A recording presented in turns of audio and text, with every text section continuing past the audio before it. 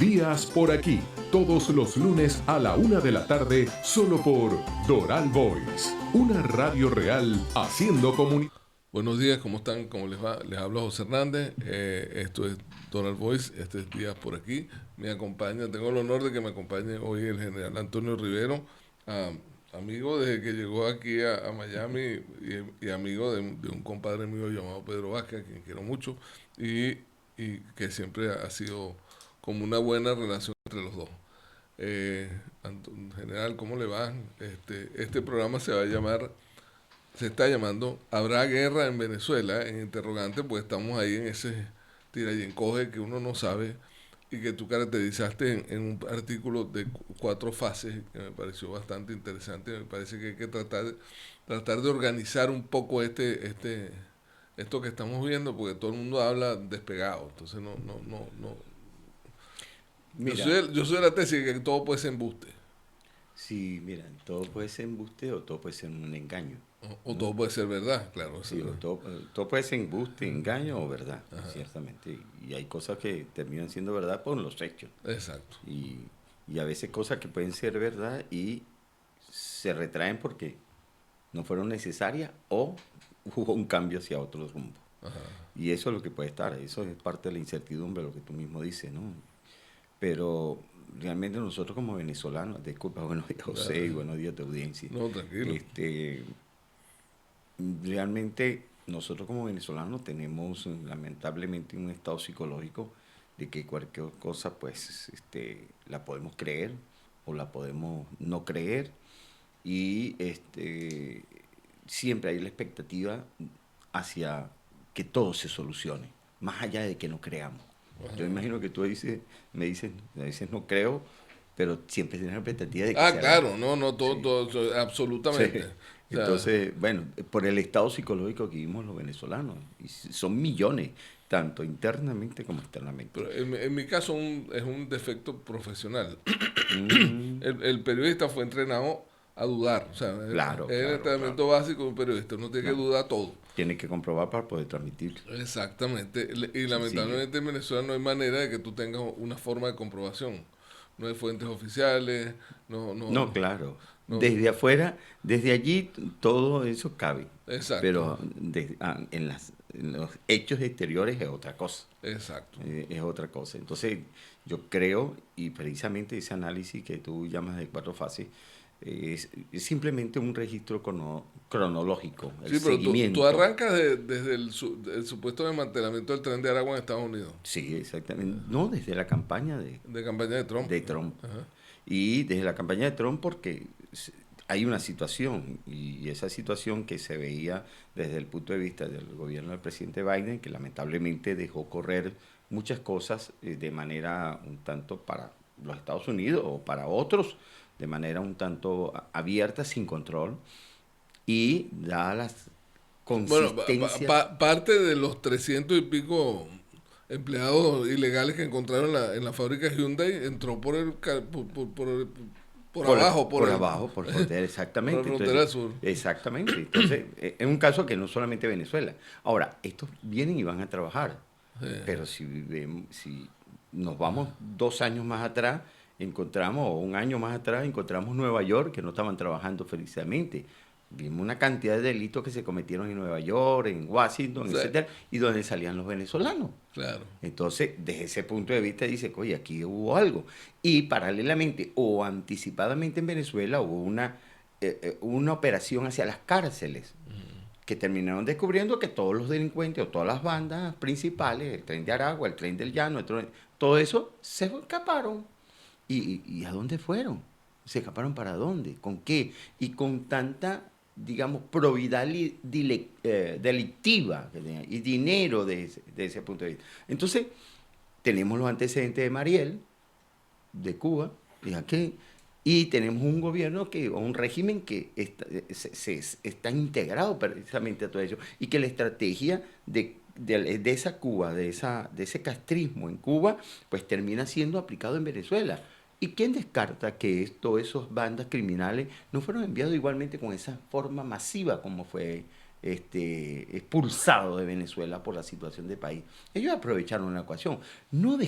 Eso no se puede descartar de adentro. Okay. Entonces lo encontramos acá y con estas condiciones en Chile, en Colombia, en Perú, en Ecuador. No, ahí asesinaron gente, o sea, no es cualquier Por cosa. supuesto, Asesinaron gente fuera, inclusive de Estados Unidos y aquí. Y aquí, okay. Y tenemos el otro aderezo que es el terrorismo islámico, ¿entiendes? Y sabemos que en Venezuela sabemos que en Venezuela es un refugio para ellos, sabemos que hay relación no solamente contra los Estados Unidos, sino para Sudamérica en pleno.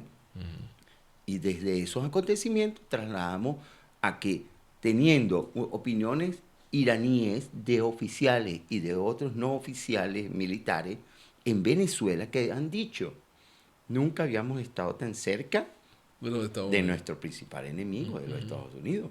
Así es. Entonces, hay alguien que se atrevió a decir desde la península de Paraguaná, decía, o sea, esta es la distancia más corta en la que puedo lanzar un misil. Entonces tú te puedes deducir, y no solamente deducir por especular, sino que tienes que salvaguardar tu territorio y tu gente. Tienes una amenaza latente ahí que no saben qué condiciones te va a presentar. Y particularmente el terrorismo, con un triqui-traqui hace muchísimo daño, claro. Y para ellos es una victoria, y para nosotros es una tragedia. Sí. Un triqui-traqui es un explosivo de esos de juguete que usan en diciembre en Venezuela y aquí el 4 de julio. Sí, de artificio pirotécnico. Un petardo. Un petardo, sí. Pero a mí me impresionó una vez en Washington en el año 2021. A mí estaban como 2022, estaban empezando a llegar los autobuses que mandaban de Texas con los inmigrantes y cuando yo voy a la plaza que está, al espacio que está entre el Congreso de los Estados Unidos y el Union Station, me bajo del carro, saludo a la gente y tal, y de repente me encuentro un grupo de 8 hombres, todos hombres, como de máximo 30 años, sentados en círculo. Y una señora llegó de una de las fundaciones que tanto que los recibía y les dio una caja de comida a cada uno. A los 5 minutos apareció un motorizado de eso de la ciudad de Washington con la moto grandota, prendieron una luz, los tipos quedaron iluminados y el oficial les dijo, aquí no se puede comer. Los tipos en orden y por el orden de uno solo. Ese fulanito, encárgate que recojan todo. Recogieron todo. En 30 segundos ya no había nadie. No estaban los tipos, todos eran venezolanos. Todos eran hombres, como ya dije. Todos estaban en círculo de 8. Y todos vaciaron eso. No dejaron rastro y se desaparecieron. No quedaron ni cerca, pues. No quedaron ni pidiéndole comida a la muchacha, nada. Desaparecieron. Entonces dije, bueno, o sea, no sé. Yo también estaba medio influido en esa época. Estaba estudiando un posgrado en defensa y seguridad y de repente dije... ¿Y no sacaste una conclusión de esa actitud? Me pareció un batallón, me pareció un grupo... Organizado. Un grupo militar, me pareció básicamente, los tipos... Organizado, dispuesto y tratando de obedecer. Exacto. Para no causar confrontación. Y con un orden bastante cerrado, o sea, no era cualquier cosa. Bueno, fíjate que esas actitudes, y ahí los cito de alguna manera en mi artículo. Pero eso llegaron... Esos estaban ahí porque habían llegado en un autobús anterior, supuestamente. Y más nunca los vieron. Entonces, bueno, o sea, mira, el terrorismo, junto con la inteligencia, el terrorismo está asociado mucho a la inteligencia, al trabajo de inteligencia. Sí. Primero porque busca información para saber en qué momento actuar, cómo actuar y contra quién actuar. Así actúa el terrorismo. Y eso demanda información de inteligencia. Demanda un manejo de actividades cautelosas totalmente. Sí. Entonces, no te actúa igual que un delincuente común. Delincuente común agarra una cartera y ¡pum! Arranca la cartera. Exacto. Por decir. O se mete en una tienda y ¡pum! Roba, saca un arma y dame el dinero. O agarran la cajita de comida y salen caminando cada uno con lo que tiene comida en la boca y salen comiéndose lo que puede. Pues. Es muy diferente la actitud del terrorista a la actitud de un delincuente común. ¿Y qué pasa? Todavía en los Estados Unidos, y debe haber el potencial de terrorismo todavía aquí presente. Y de esa cantidad de masa humana que entró y con pasaporte venezolano que le otorgaron, pues no descarta que eso esté. Claro. Entonces, además ha ocurrido, el 11 de septiembre los complotados todos vivían aquí, muchos de ellos recibieron la residencia incluso después del atentado. Entonces, mira, el presidente Trump cuando gana, todo esto es una situación que tiene que haber estado siendo evaluada por elementos de inteligencia y su equipo, que siempre no dejó de trabajar. El equipo del presidente Trump nunca dejó de trabajar después de perder las elecciones y con la visión, pues, probablemente después que iba de nuevo a la reelección, que iba a una nueva elección. Entonces, ese marco de trabajo, de campaña y lo que ofreció a través de ella misma, dejó una información clara de que aquí sobrevenía algo al asumir la presidencia. Inmediatamente empezaron órdenes ejecutivas y particularmente sobre Venezuela, sobre la migración, pues, y señalamiento directo. ¿Qué pasa? Si aquí se hubiese actuado desde un principio con elementos desde el punto de vista de procedimientos legales, debido proceso, que no dejo de decir que se perdieron o dejaron de cumplirse, pero en 4 años no hubiera sacado ni al 0,01%, ni hubiera podido escudriñar a esos delincuentes que pudieron haber estado. Aquí hubo lamentablemente un movimiento de masa. Y yo le di 6 meses para que trabajara eso. Y 6 meses para ocuparse de Venezuela. Al principio todo el mundo se descontentó. Hubo un descontento sobre, y todavía lo hay, el presidente Trump. Nada lógico, porque hay una... 700.000 personas. Y transmitió eso de una manera que totalmente contrario a lo que fue su prédica y fue su primer periodo de apoyo a Venezuela. Pero yo le di un margen de estrategia a todo esto, un margen de estrategia, porque en cierta forma tenía razón de lo que corresponde a un país y una casa ajena en lo que estaba sucediendo. Y bueno, de ese punto de vista, pero empecé a asociar otros eventos, los eventos mundiales, la Ucrania, Irán, lo de Irán con Israel, etcétera, etcétera. Y fui marcando, como dice, hilvanando toda esta, y me permitió definir que en este momento pues sobrevendría hacia Venezuela una fuerza militar o una fuerza de presión fuerte para acabar con el narcotráfico, pero con desplazar lo que está usurpando el poder prácticamente. Eso no se traduce así porque no hay, desde el punto de vista del derecho internacional, una legalidad hacia esto. Pero sin embargo, la legitimidad que ha logrado en todo este orden de bandas armadas introducidas en Venezuela en este sentido, del narcotráfico, del terrorismo y, por supuesto, la ilegitimidad que está plenamente mostrada a través de los discursos, de las declaraciones del presidente Trump para abajo, pues termina definiendo... Y de las actuaciones de Maduro. Maduro mismo se legitima todos los días. Sí, por supuesto, pero eso ya está. Sí. Eso no tiene para sí, claro, ya Trump lo reconoce. Sí, ya eso está, desde años está prácticamente de esa manera. Pero es qué pasa afuera y qué se lleva afuera. Entonces, este despliegue militar, yo te lo digo, incluso bajo los análisis militares, yo no esperaba esto. Yo tengo conocimiento de algunas cosas muy puntuales que se pueden montar y se han planteado montar para capturar a estos individuos. Y extraerlo de Venezuela, así como trajeron, como fue el caso de la operación Guacamaya, por decir, ¿no? Claro, es mucho más difícil sobre personas, yo te puedo definir aquí quién es uno más que otro, qué dificultad pueda tener para ser extraído. Y en ese sentido, pues, saber qué fuerza se puede derivar para hacer esa extracción y qué movimiento se va a hacer. Pero no es solamente una extracción. Pero la diferencia, una de las diferencias entre el elemento militar y el proceso militar y el proceso policial es que en el proceso militar la eliminación del objetivo es una cosa mucho más considerada que la captura. Sí, pero ¿qué pasa? Es cierto y está totalmente establecido de esa manera, pero ¿qué pasa? Aquí prevalece una orden primaria que está presente aquí antes que lo que dijo el presidente Trump y lo que dijo el Departamento de Estado y el Departamento de Defensa. Fue la fiscal. Okay. Y se establece la captura. Y un tribunal. Y un tribunal, y una captura. Hay una, digamos, una condición muy política en todo esto, con el elemento judicial. Y quizás la tardanza de esto implica ello. Ahora, ¿por qué tanta fuerza militar en sí? Ese es el caso. ¿Me explico? Pero para muchos es muy poca para un elemento de un tipo de masivo, pues. ¿En base a qué? En base a lo que ocurrió ¿En Panamá? en Panamá o en Grenada. ¿Cuántos años hace que esto pasó en Panamá y en Grenada? 20 años por lo menos, No, más 30 años. 30 años, 36 años. Exacto. La tecnología, la observación, la anulación de fuerza es mucho más expedita. Hoy usamos menos hombres en la guerra que al punto que ya decimos mandamos robots. O se mandan robots que personas. ¿Ok? En primer lugar. Bueno, la guerra de Ucrania ya no está usando aviones, lo que usan sí, son drones. Son drones, sí.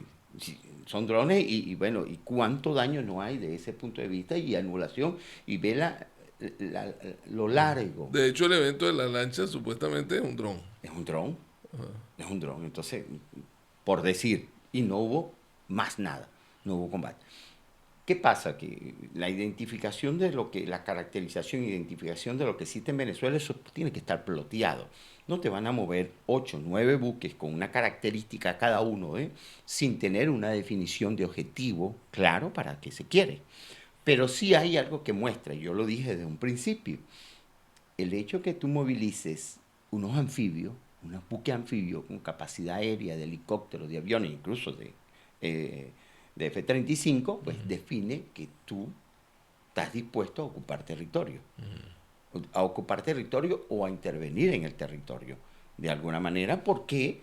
Porque no tiene necesidad de ello. Ahí es donde puede establecerse el concepto que tú dijiste. ¿Habrá una guerra en Venezuela?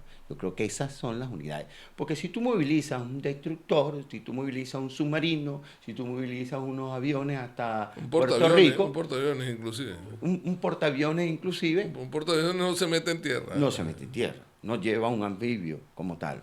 O sea, la cosa. Y si vemos las operaciones, las prácticas que están en Puerto Rico, de desembarco, de anfibio, pues está diciendo, aquí tiene que haber una posibilidad de ocupación. De ocupación, no digo de ocupación, porque ya ahí estoy hablando de término de invasión, y hay una diferencia entre la invasión y la intervención, o lo que puede hacerse allá. Y creo que allí en Venezuela va a haber una intervención. Pero ¿desde qué punto de vista, José? Y lo vengo señalando en este momento, en mi artículo, que allí hay que establecer una fuerza de seguridad. Porque yo entiendo y se sabe en los Estados Unidos que no es solamente desplazar o capturar y extraer a Nicolás Maduro, a Diosdado Cabello, a Padrino López y uno que otro de esos camarillas que están allí. Porque el país quedaría en unas condiciones vulnerable. Y cualquiera por ahí puede hacerse del poder de manera ilegítima y igualmente. Se le vuelve otro Haití. Y el narcotráfico de la misma manera. Y además el narcotráfico necesita ese desorden. Y se facilita. Claro. La estructura de todo eso tiene que establecerse un Estado desde el punto de vista de desplazar lo que está ilegítimamente, lo que no es reconocido, y establecerle la legitimidad acompañado de una fuerza de seguridad. ¿Podemos confiar en toda la Fuerza Armada después de que se extraigan estos personajes? No. ¿Podemos confiar en la policía? No. ¿Podemos confiar en una minoría de población que ha sido tan alienada, tan alimentada y con armas en la mano para tener una gobernabilidad? No. Y realmente... Entonces, ¿qué pito tocó el embajador Grenell? ¿Por qué Grenell? ¿Por qué todo ese proceso inicial de besos y abrazos y todas esas cosas? Mira, todo eso, el embajador Grenell para mí fue parte de una estrategia. Y yo le coloco en la primera instancia el llegar allá y evaluar las cabezas, la conducta. Ese no es una persona cualquiera, ¿entendés? Tiene un estudio de psicología, de inteligencia, etcétera. Todos los embajadores son instruidos prácticamente en eso, porque tienen que captar información de inteligencia para ser procesada en razón de la defensa de Estados Unidos y de las acciones que puedan tener en el país que se ocupe. Y eso lo hizo. Él marcó el y además sacó los presos, ¿no? Y la segunda y fundamental es que sacó los presos. Ese era lo primero. Hubo unas informaciones. Le entregó una chupeta, yo le digo la chupeta chevronada.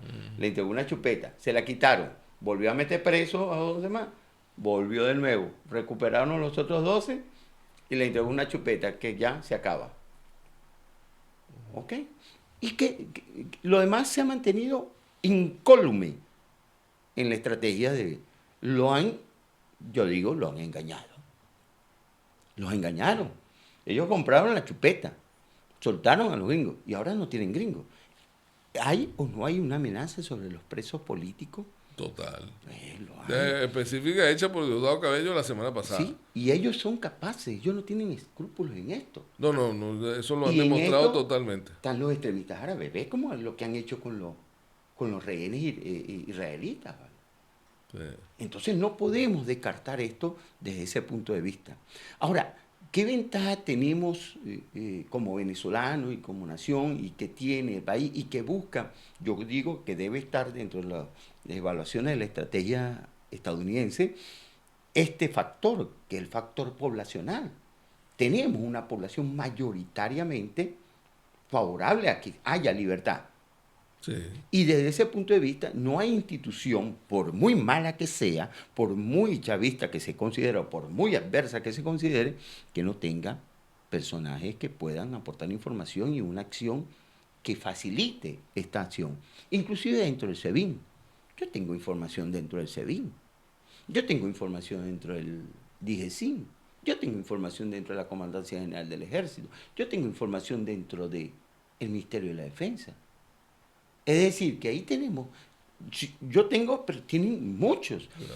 Y lo otro es que internamente sabemos que hay un componente de inteligencia. Pero yo siento también que hay, me parece que dentro de este proceso, no sé si lo existe o no, no hay mucho uso ni mucho manejo de lo que es la población venezolana acá.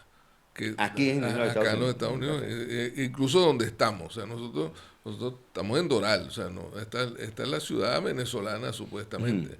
Y es una ciudad venezolana que a contrapelo de todo lo que debería indicar el urbanismo clásico, es una ciudad que crece y que tiene cada vez más valor, porque la comunidad venezolana la ha hecho así. Sí. Y es una comunidad que ha avanzado con eso. ¿Por qué no se usa de alguna manera esas bondades de la comunidad venezolana en este proceso? Porque no sé, porque nos quedamos en el Tren de Aragua. Ahora, y nosotros no somos el Tren de Aragua. Cierto. Mira, realmente aquí hay una tarea política y, digamos, desde el punto de vista social. No tendría que ser el componente que acompañe. Y yo, uno de mis artículos también trabaja de los 3 factores, 3 fuerzas necesarias para darle la libertad o sea, el cambio a Venezuela. 3 factores. El primero es la fuerza poblacional, la fuerza ciudadana, que se manifestó el 28 de julio y que está tanto nacional como internacionalmente. Pero del 2024, llevamos un año en eso y hay un desgaste importante. Sí, no, pero independientemente, o sea, que tuvo una manifestación la actuación que se fue conoce, real. Sí. Se fue real. Pero tienes una población externa también. O sea, aquí tiene que, y yo he hecho llamado, aquí tienes que ver ese valor que tú estás viendo de cómo activarlo, cómo organizarlo, cómo prepararlo para coadyuvar a cualquier misión que tenga esta naturaleza. Por supuesto, no puede ser propiamente la de seguridad, de una acción de seguridad. Claro. La segunda... Pero una operación de emprendimiento, de rescate de lo que es la empresa privada, del manejo de capitales, un montón de cosas reales. Porque en Venezuela no hay nada de eso. No, pero es que eso se está realizando. Hablemos entonces de etapa.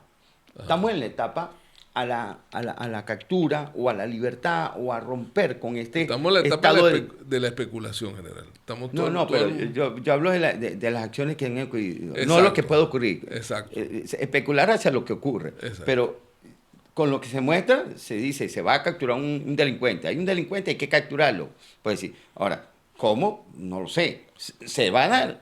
O sea, será el fin, ahí es donde se especula. Claro. Pero estamos en una etapa de esta naturaleza, una etapa de ir hacia un objetivo o de consolidar, porque está en el verbo, la narrativa, en el contenido de unas autoridades que están plenamente convencidas de que eso es así y que tiene toda la infraestructura, tiene toda una organización política, militar, jurídica para actuar.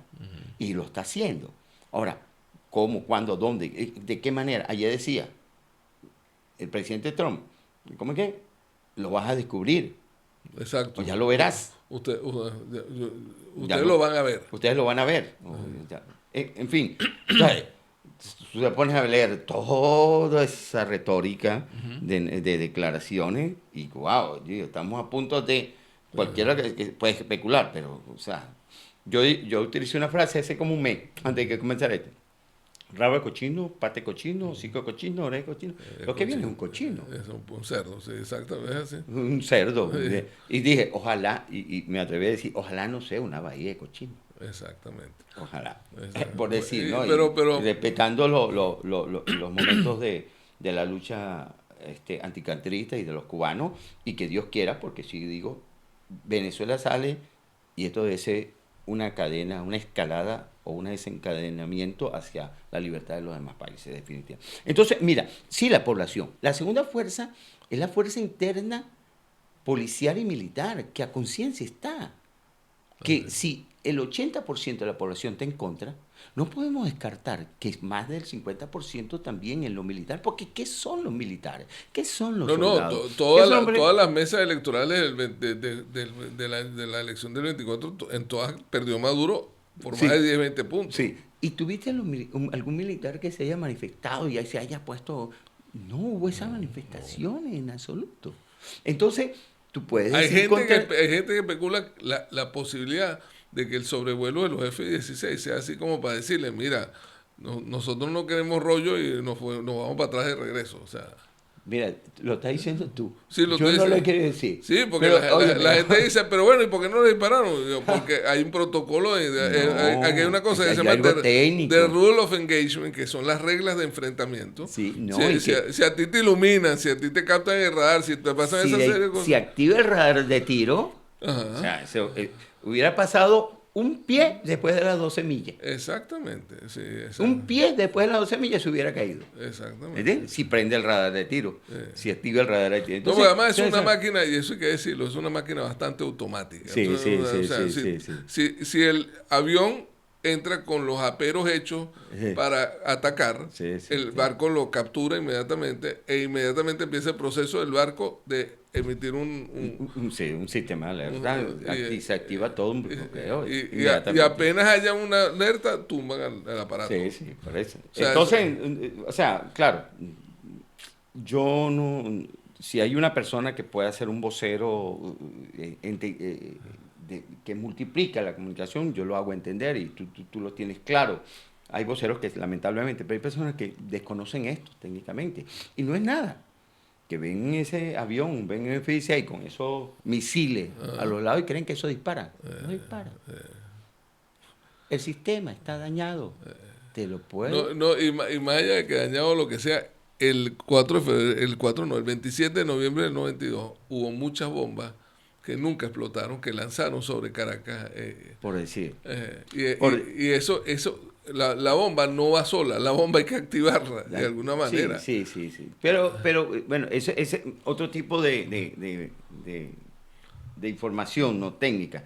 Pero está ello y realmente también las personas que fueron, o sea, cuando yo consulto, inmediatamente que recibo la información de ese hecho, un general de la Fuerza Aérea me dice, mi general, o sea, son kamikazes, porque esos aviones no pueden.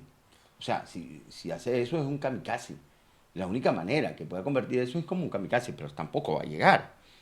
Porque no lo van a dejar llegar si enfila un vuelo directo de kamikaze sobre la cubierta de uno de estos destructores o sobre una de estas unidades navales.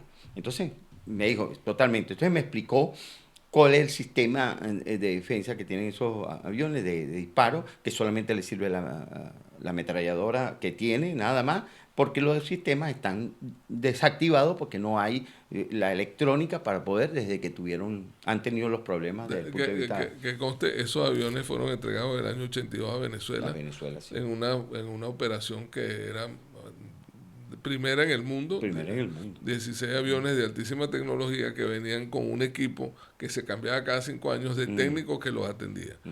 Esos técnicos salieron de Venezuela hace más de 20 años y no han vuelto más. Y los aviones solamente se han canibalizado hasta donde yo sé. O sea, se han sacado repuestos de claro. uno para solamente mantener. están 4 en servicio. De los 16 que había. De los 24 que se compraron. De los 24 que se compraron. O sea, esa es la situación de Venezuela. 24. Ahora, ¿por qué no enviaron un Sukhoi? Eso es la otra parte de la pregunta, exacto. ¿Por qué no enviaron un Sukhoi? Porque esto aquí sí es verdad que hubiese sido algo diferente. Como dice, hay un dicho que dice, Mapurite sabe a quién. Sí. ¿Entiendes? Sí. Entonces, sabían utilizar un Sukhoi. Mapurite en venezolano es el zorrillo. Y el zorrillo, lo que huele es una cosa que es como un líquido que tira. Sí, entonces, cuando uno hace ese refrán, es que el Mapurite conoce dónde va a hacer lo que va a hacer. Y no lo hace en todos lados porque sabe que le pueden dar una pela. Sí, que le pueden dar.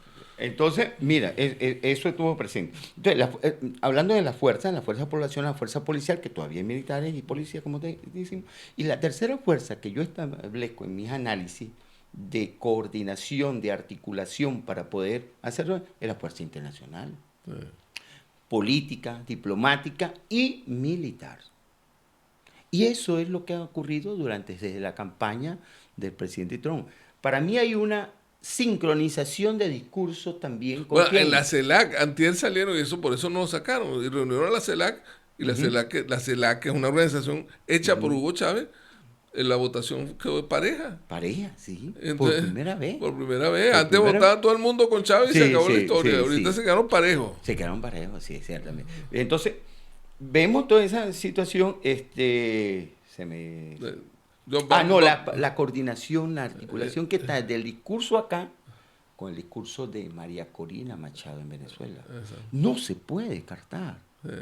No se puede obviar eso.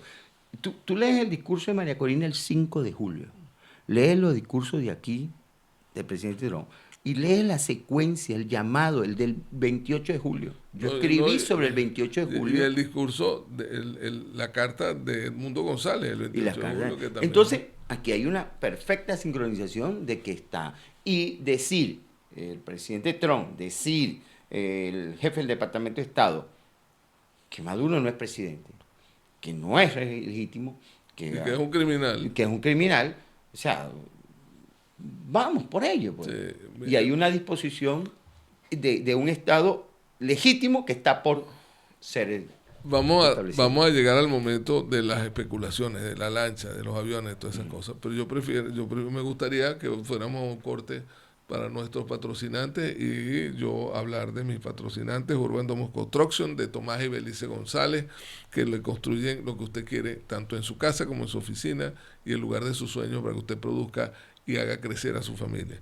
Y también quiero darle las gracias a mis amigos de Donald Fitness, Virgilio Núñez y Roberto Soto. Ambos ayudan a que su cuerpo esté muy bien por dentro y esté muy bien su mente. O sea, mente sana y cuerpo sano. Doral Fitness aquí en Doral. Julio, vamos a un corte de nuestro patrocinante.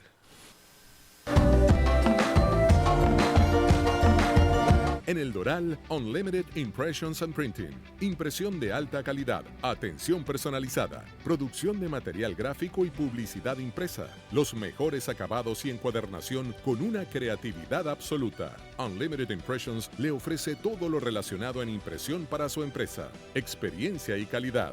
Llámenos al 305-468-0013 o búsquenos en las redes sociales bajo @Unlimited Impressions.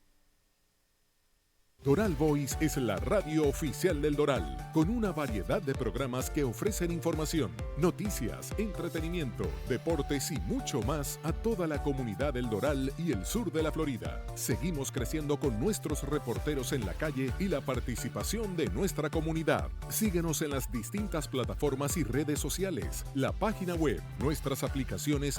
Doral Voice Radio, una radio real haciendo comunidad.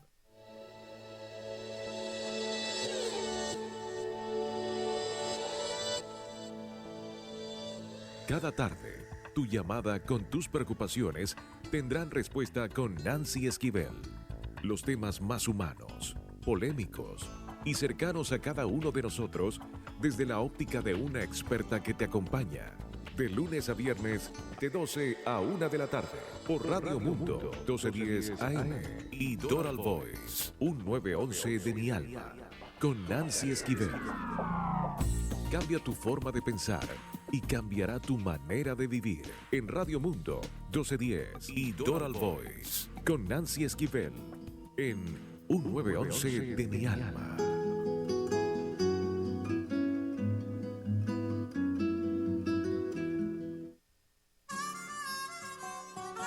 Sufre de dolores musculares, calambres, hernias discales, dolor de espalda, cuello o articulaciones. Presentamos Flexador, el gel analgésico más increíble del planeta. Su fórmula avanzada actúa rápidamente aliviando el dolor y dándole la libertad de moverse sin molestias. Ideal para deportistas, personas activas o cualquier persona que quiera decirle adiós al dolor.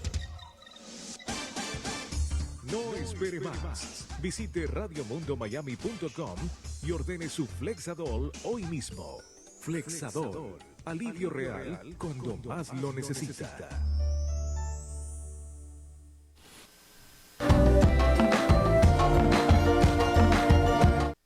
Nosotros seguimos aquí en Diáspora aquí con el general Antonio Rivero y estamos ya en lo que vendría siendo como la tercera fase del proceso este. Hay una lancha supuestamente abatida, una lancha muy particular, por cierto, una lancha con 4 motores fuera de borda, algunos dicen que son de 300, de 200, uno no se Mínimo sabe. 250.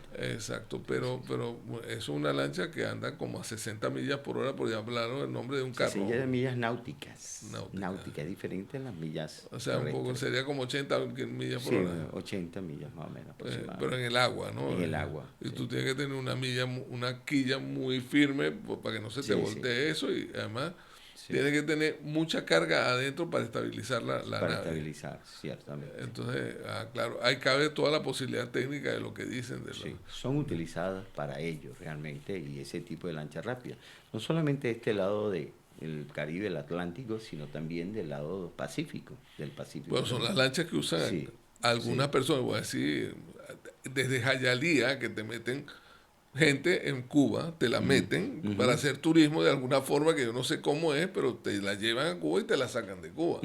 Eso está aquí en esta ciudad, si usted quiere averiguarlo, eso ocurre. Eso ocurre, con lanchas de ese tipo. Con lanchas de ese tipo. Entonces, pero eso ya es otro tema. Otro tema, sí. Pero no es que la gente, que una lancha, entonces te ponen una cosa con generación artificial que parece un yate. No. Estos son lanchas bastante especializadas en ese tipo de situaciones.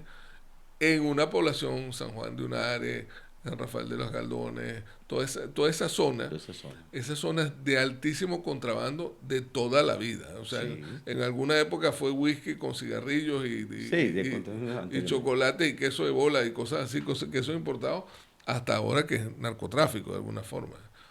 Mira la historia. ¿Tú sabes por qué se llama el Cartel de los Soles? No. Se ratificó. No. El Cartel de los Soles comenzó porque los primeros en el narcotráfico utilizaron el sol de Margarita, que también está involucrado un general. Eso es en los años 80. O sea que el cartel no es una cosa nueva. No es una cosa nueva. Simplemente que ha sido ratificado y que asumió, como estaba un militar involucrado, eso fue deviniendo en esto hasta que llegó Hugo Chávez.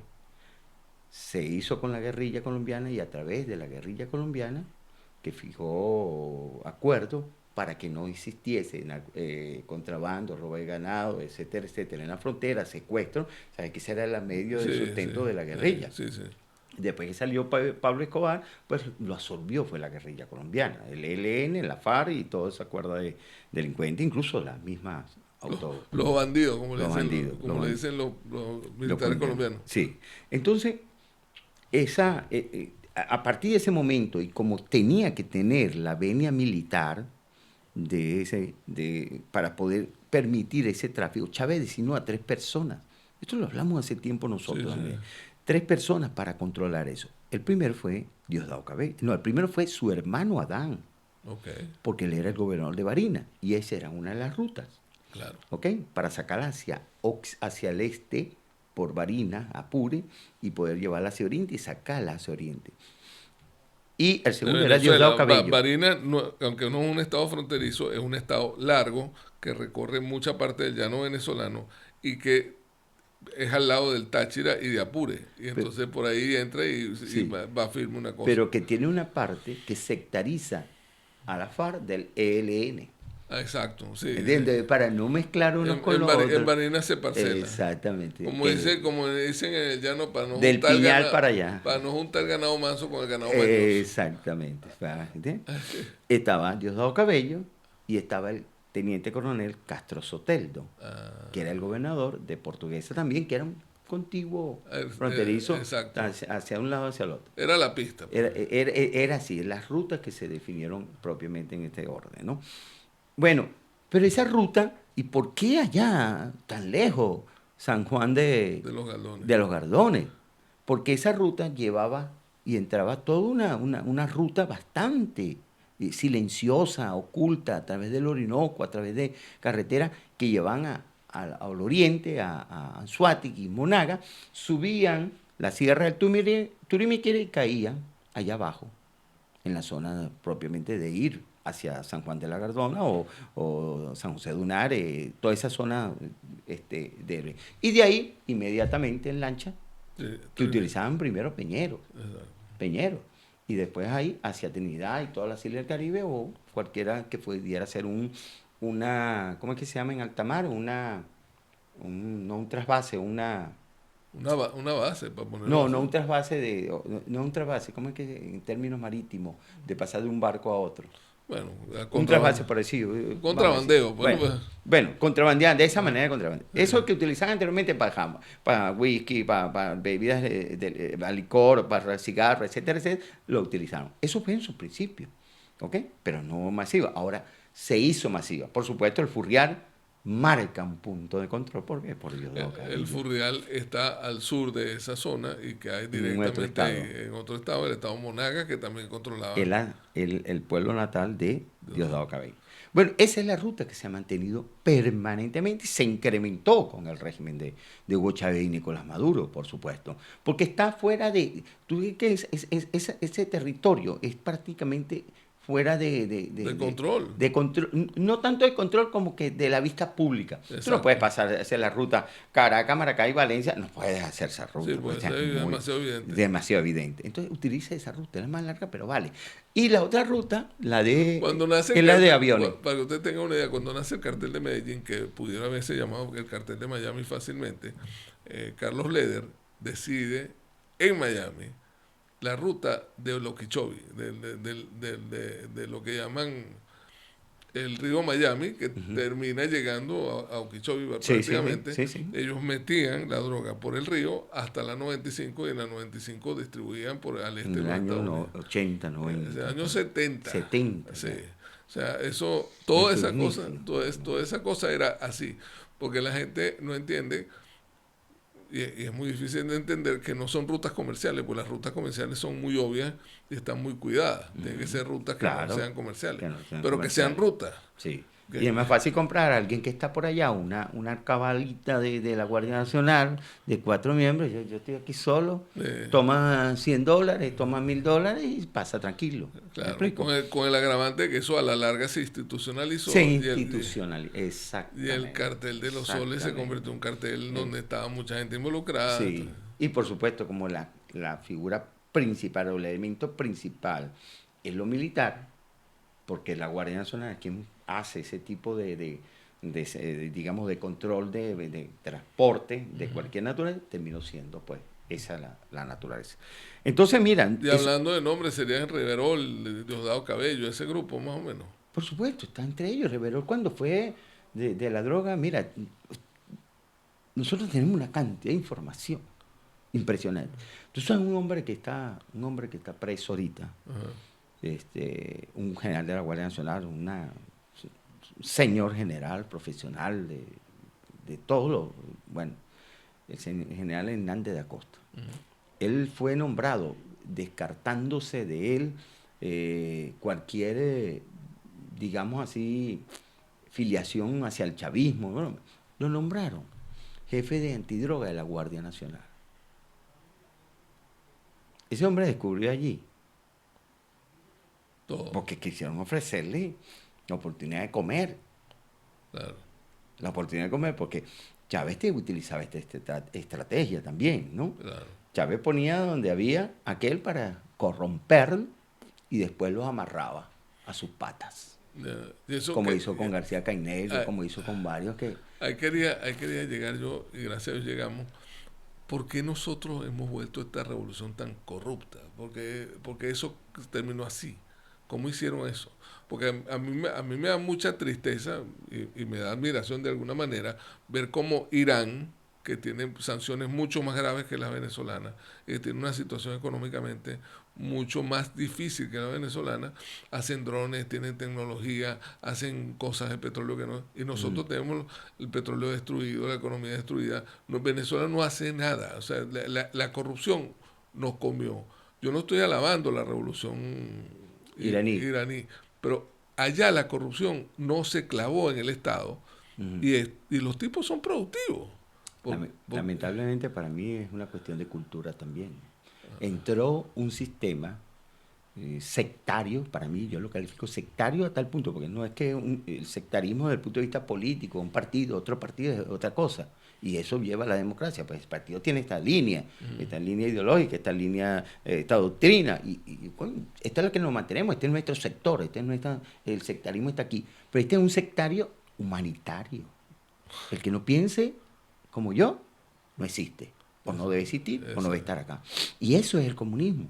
Eso ha sido el socialismo a través de la historia. Ahora, te encuentras en un estado donde lamentablemente había corrupción y había situaciones que lamentablemente se venían arrastrando de la Cuarta República, termina siendo pues la posibilidad cierta de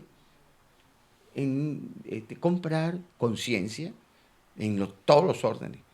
No, había corrupción en los militares, había corrupción en los militares. Y se termina generando el cartel de los soles. Y por supuesto, hay una estrategia. ¿Cuál fue el primer acto de corrupción conocido en la parte militar en Venezuela? El Plan República. El Plan Bolívar. Plan Bolívar ese. Plan Bolívar. ¿Cuánto dinero no se manejó? ¿Y qué militares manejaban dinero de esa manera? Sí. Nadie, porque no administraban ninguno. Solo la Guardia Nacional cuando tenía alguna relación y los coimas que existían las vacunas, o no, los coimas, cuánto hay para eso, cuánto para el refresco del alcabalas. Pero, y por supuesto también del narcotráfico. Los primeros del narcotráfico que fueron mencionados fueron los de la Guardia Nacional, el general de la Guardia Nacional. Para que ustedes tengan idea de lo vulnerable que se hace Venezuela, o sea, inclusive la usurpación madurista, porque es vulnerable por la corrupción. Tome en cuenta que nada se mueve sin la corrupción. Y tome en cuenta que hubo un bolichico, el señor Convit que se cayó a golpes en un encuentro de pádel con el jefe de los terroristas del GESIN, el señor Granco, y lo pusieron preso en el SEBIN, en el helicoide. Ese señor se escapó con todo su entourage, por llamarlo así. Y tú dices, pero bueno, ¿cómo se escapa este? ¿Qué pasó aquí? Y es por corrupción, vulgar y silvestre corrupción. Corrupción. Pero también puede ser permitido. También puede ser permitido. ¿Sabes quién fue permitido y muy sonado en su momento? Ajá. ¿Te acuerdas del Boyaco? Ajá. ¿Quién lo liberó? Fue Rodríguez Torres. Okay. No le permitían salir inclusive a conciertos al Boyaco, estando narcotraficante declarado. Exacto. Preso en la DC. De repente tú estás el Boyaco ahí con 2 policías. Entonces. Sí, y después se va. Pero ¿quién fue que lo ordenó la liberación, por llamarlo? Chávez. ¿Y qué hizo con Rodríguez Torres? No, tú eres responsable. ¡Pum! Lo sacó y lo mandó nada más y nada menos que subdirector de la Academia Militar de Venezuela. Tremendo castigo. Exacto. Y después lo ascendió al año siguiente a general de brigada de número 2 después de Padrino. Entonces, te podrás imaginar, la corrupción es de quién. Sí. Porque de la cabeza, sabe cómo emplearse. Es una estrategia de empleo y de cómo amarrar hacia sí todo esto. O sea, hablemos del caso de Baduel. Baduel tuvo responsabilidad en lo que ocurrió en los señalamientos. Bueno, él era el jefe de administración. si tiene un habilitante que tiene connotaciones desde el punto de vista de corrupción y le está apareciendo con cosas, oye, tiene que actuar. Hay responsabilidad, yo no lo culpo a él. Y yo he emitido en su momento una declaración en torno a ello y a mí me cayó encima, pues la familia y el propio Baduel sacó un comunicado. Pero yo dije, no, yo fui hasta la cárcel a hablar con Baduel. No, mira, yo no he dicho nada en contra de usted. Pero hay responsabilidad de todos. A mí me viene el administrador en Protección Civil y se ha llevado un dinero, bueno, yo soy el responsable. Claro. A mí tienen que juzgarse. Ahora, desde el punto de vista político, desde el punto de vista de lo que significó su posición real, certera, contra Chávez en el año 2007 y contra esa aberración de reforma constitucional, pues terminó preso. ¿Sí? Los demás que de alguna manera señalaron, que manejó Bielma Mora. Bielma Mora manejó con corrupción. ¿Por qué crees tú que sale de manera introspectiva del CENIA en el año 2008? Porque Diosdado le descubrió un hecho de corrupción o porque no le dejó pasar una cuestión allí y descubrió una pelea entre él y Diosdado en el año 2008. Un detallito dentro de todo ese proceso. No hay un solo presidente de PDVSA que no haya estado preso. Desde que empezó Chávez. Desde que empezó Chávez. Bueno, se salvó el Cojo, que era el único, pero ese se murió mucho tiempo antes. Sí, es ciertamente. Pero, bueno, y la Meda. Y la Meda que también fue un cortico. Se fue cortico. Pero después del 2011, después del 2002 para acá, ninguno de los presidentes se ha salvado. Ninguno se ha salvado. De señalamientos en ese sentido. No, ahora, uno se murió inclusive ahorita. Sí, el que estuvo preso. Ahora, ¿qué nos viene ahorita para terminar de la guerra? Que nos quedan 3-4 minutos. Mira, bueno, yo sigo señalando que en cualquier momento puede sobrevenir una intervención militar, no solamente puntual. Vamos a ponerle intervención, vamos a quitarle militar. Una intervención. Sí, no tengo otro cariz de ese punto de vista, pero bueno, una intervención. Tiene varias connotaciones, por supuesto, policiales, sobre todo, jurídicas, porque hay una orden de parte de la fiscal orden de captura. Una orden de captura que ejecuta y puede ejecutar lo militar y lo policial, ¿ok? Y la DEA como tal. Ahora, ciertamente, digo, todo ese movimiento tiene, como ya te expliqué anteriormente, o analizo anteriormente, que un barco de anfibio tiene una connotación de ocupación, de bajar a tierra, de llegar a tierra, y que es necesario asegurar un orden interno en tanto y en que se extrae y en tanto en que se establezca un nuevo gobierno, porque tú estás sacando a quien es la cabeza de lo que actualmente rige. Sí. Y lo que, de una operación criminal. Sí, de una operación, sí. Y lo que sucede no es cónsono tampoco, de ninguna manera. Sigue siendo ilegítimo, sigue siendo irreal y sigue estando involucrado dentro del mismo cartel, porque todos son responsables, son cómplices por lo menos. ¿Ok? Entonces, la vicepresidente, ¿qué es?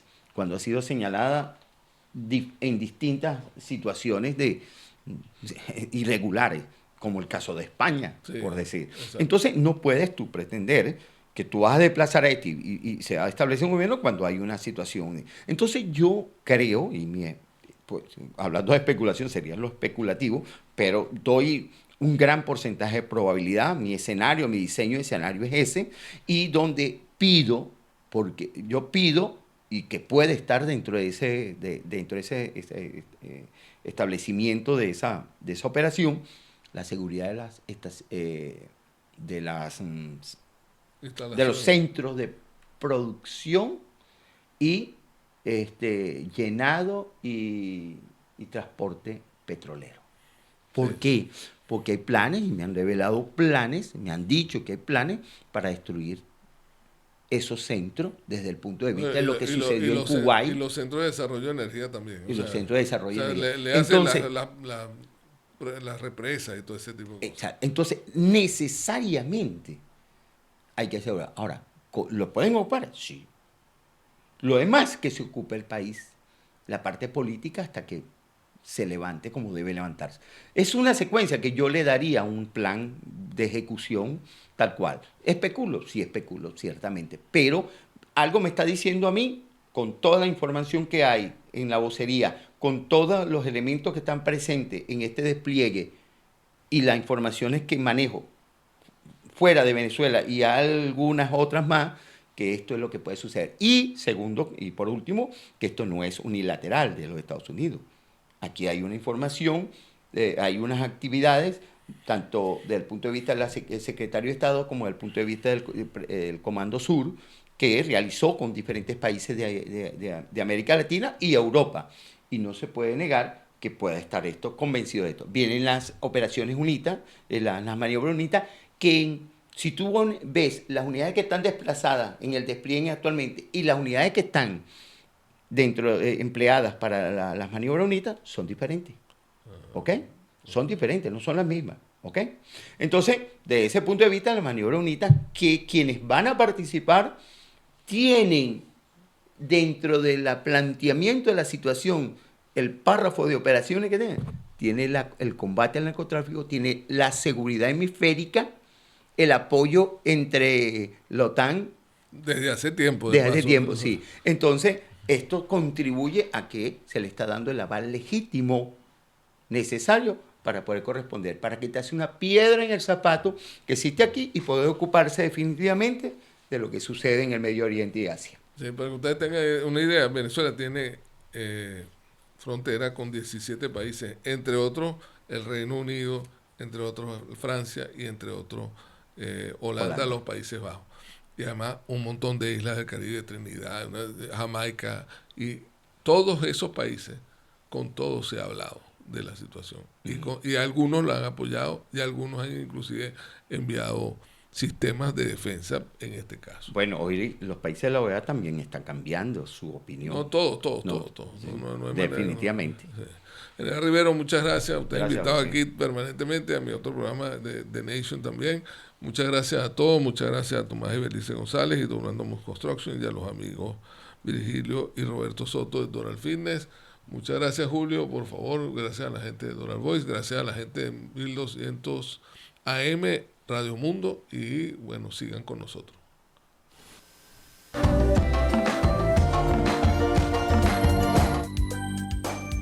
A otro nivel, con Esquivel. Es un programa de participación ciudadana con interés en la comunidad, moderado por el empresario Juan Carlos Esquivel.